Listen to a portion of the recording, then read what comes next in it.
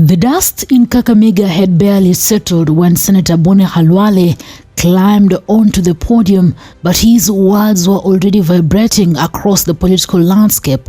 In front of thousands, he delivered what may become one of the most defining political statements of his career, a direct, unfiltered attack on President William Ruto, the very man he once publicly defended and vigorously campaigned for. For years, Khalwale stood as one of Ruto's strongest pillars in Western Kenya.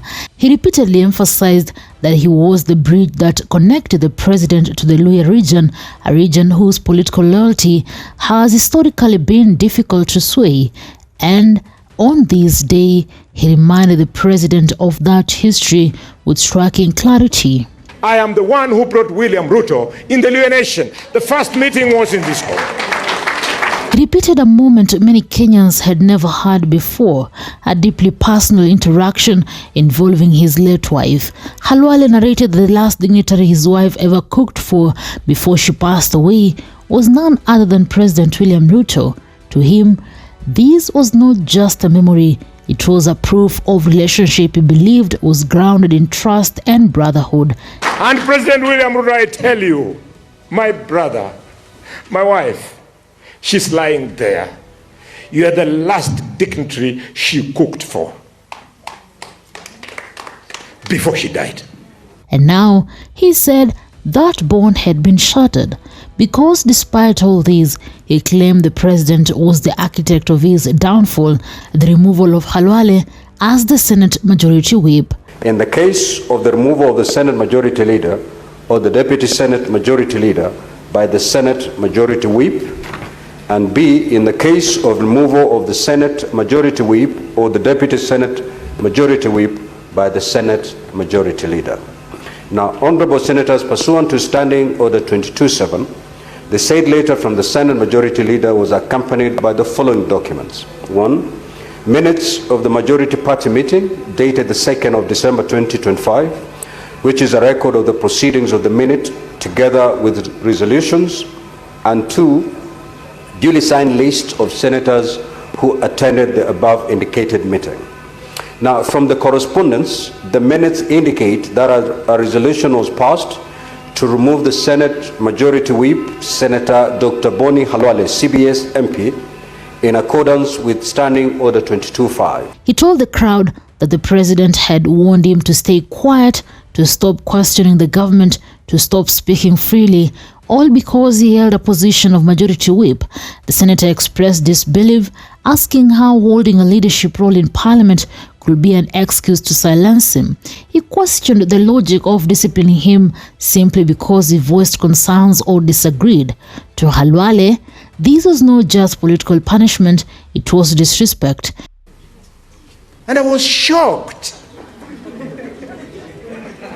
He warned me and say, wewe uwezi uliza serikali maneno. Wewe ni chief whip, unastahili kunyamaza, kujibu maswali na ujue tumekupatia gari. Really? Yani madharau inaweza pita hapo? He expanded his criticism to the UDA leadership itself, revealing that despite being a member of the party's executive council, he was being kept in the dark during major decisions. He said meetings were being held without him, decisions were being made without his participation, and he believed that this was all part of a systemic plan to frustrate him politically. Even when they hold meetings, I'm a member of the National Executive Council of UDA. But when they call those meetings, they don't even bother to call me. I have refused to accept that Luhyas don't count. I am saying in 2027, Vana Baba Luhya, this time will be counted and they will be known.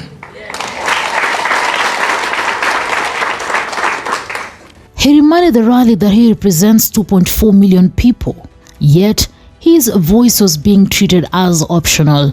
Senator wa Kakamega who representanga 2.5 million people yakubiro kura shikira bamwe mutuka kolera barone. All of his tension came to a head just one day after the Senate Speaker Kingi announced Khalwale's replacement as Senate Majority Whip. According to the Speaker, the decision came from a majority party meeting held on December 2nd, 2025, a meeting that chose Bungoma Senator David Wakoli as the new whip.